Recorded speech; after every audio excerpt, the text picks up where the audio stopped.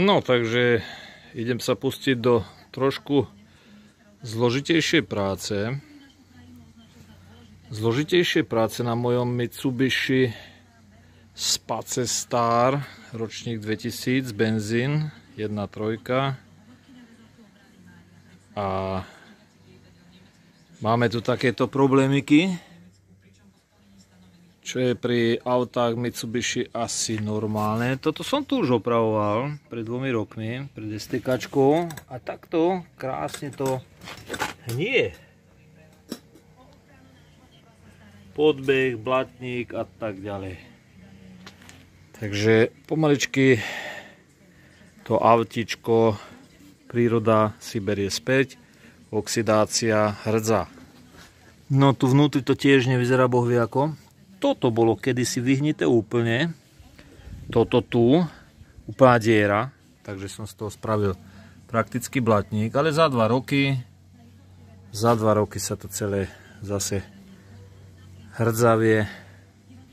Tu sa objavujú nejaké problémy hrdzavé. No, to treba vyriešiť. No a táto hniloba, tak toto je absolútne suprové.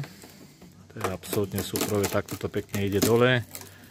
A úplne nádhera.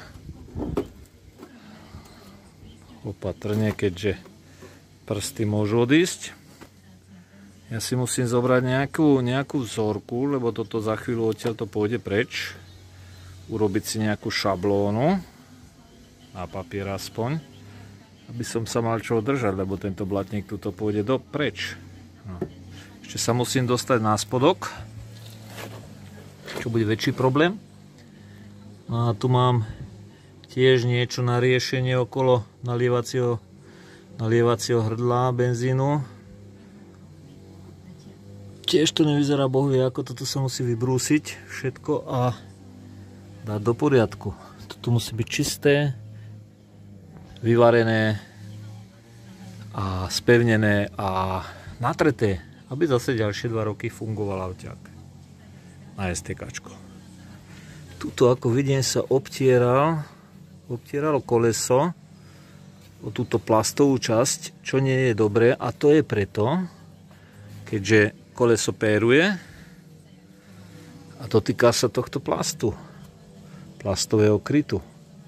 Takže tento plastový kryt teraz pôjde dole, vzadu, za ním sa plechy poopravujú, ponatierajú. Aj tu je hrdza, bolavé miesto, tiež sa musí opraviť. No a toto je zlý bod. Toto sa musí odstrániť. Vlastne toto ani nič nedrží. Aha. Vyhnilo to, nemá to čo držať, takže ten plast sa pekne dotýka kolesa. Teda koleso ten plast naráža. No, to sa musí odstrániť. Takže roboty a roboty. No, takže po odstránení nárazníka plastového, to vyzerá takto. Na 22-ročnom, aj vyše, 22-ročnom Mitsubishi Space Star. Tak hrdza je, samozrejme, ale to má 22 rokov. Výfuk, spodok. Nie je to až také hrozné, ako by sa to zdalo. Ale ponatiera sa to. A ako zistiť, kde je čo živé? No tak najlepšie takéto kladívko zváracie. Postupne to popreklepkávať a nešanovať, hlavne nešanovať. Bohužiaľ, všetko, čo má ísť preč, musí ísť preč. To tieto peny, hrdzavé plechy. Čo je živé, tak to má iný zvuk. Čo je hnilé, už má hrubší zvuk. Krása. To je čo? By človek nepovedal. Ale inak sa to nedá. Len to pekne vyklepkávať a všetko, čo je mŕtvé, treba vybrať von až do živého. Bohužiaľ, na toto sa zvárať nedá. To je mŕtve. To je všetko mŕtve toto. Hopa. Všetko sa objaví. Treba klepať, búchať, mešanovať.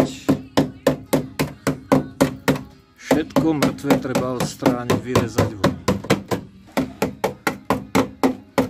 Všetko mŕtve. Takže celý ten lem ide preč.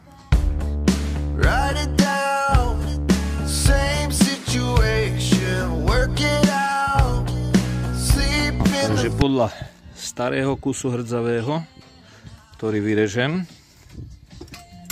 tak si na plech vykreslím nový plech 0,7 alebo 0,8 je to. Podľa toho starého plechu, čo tam nie je, si domyslím tie kusy, hlavne aby sa dodržal oblúk. Takže tie staré hrdzavé kusy sú potrebné, podľa nich sa vytvára nový plech, ktorý sa bude zvárať. Takže vykreslím si oblúk fixkou a nastrihám si každých, čo ja viem, pár centimetrov na šírku ohýbacích klieští, aby som vytvoril oblúk, ktorý sa potom pozvára. Výborná pomôcka na zváranie sú tieto magnety na páčke.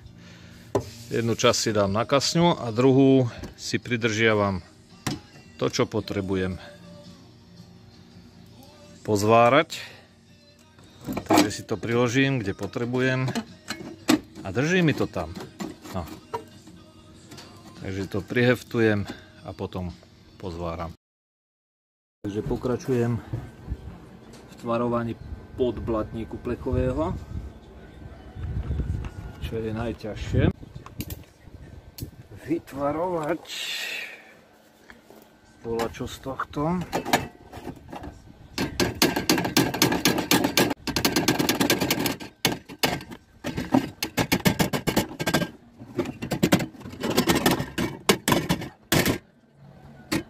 Z takýchto plastových krytov si vystrihnem takéto kocečky, označím si šablóny, nakreslím si tvár oblúku, presvietím samozrejme lampou, aby som videl, a toto prekreslím na plech a vystrihnem plech.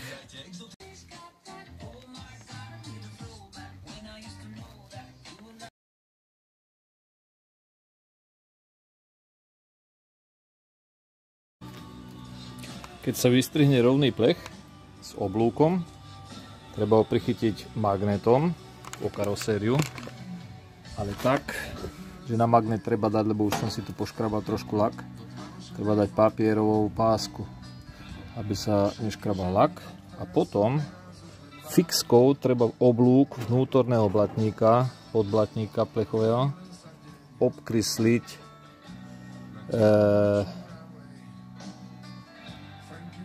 obkresliť túto rysku, teda akože túto časť, aby som vedel, koľko mám zahnúť. Plech nastrihať a pozohýňať. Po priložení plechu, nastrihanom plechu, kraj musím s takýmito kliešťami tieto dva kraje, vnútorný blatník a vonkajší, skorigovať, aby si sadli. Takto. Aby si sadli.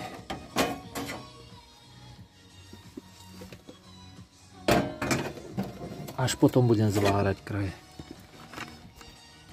No a tmelíme. Pomaličky sa začína tmeliť. No takmer hotové dielo. Takže z hnilého Mitsubishi som vytvoril toto. Z vyhnitého. Všetko, čo bolo hnilé, som to aspoň zhruba opravil. Blatík je nový. Nové plechy. No. Takto nejak to vyzerá. Ešte sa pozrieme na spodok.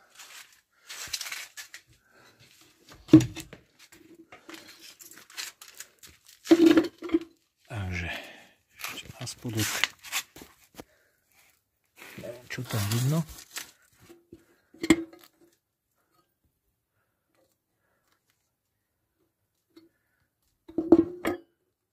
Vyvarené.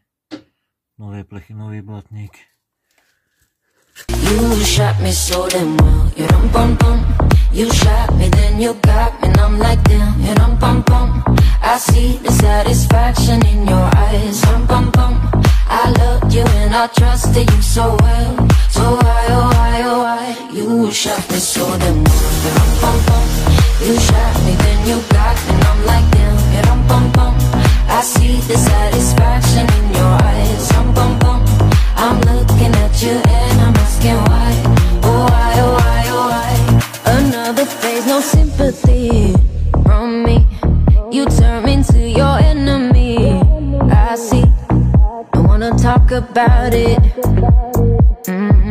Cause I don't have no reason to believe you.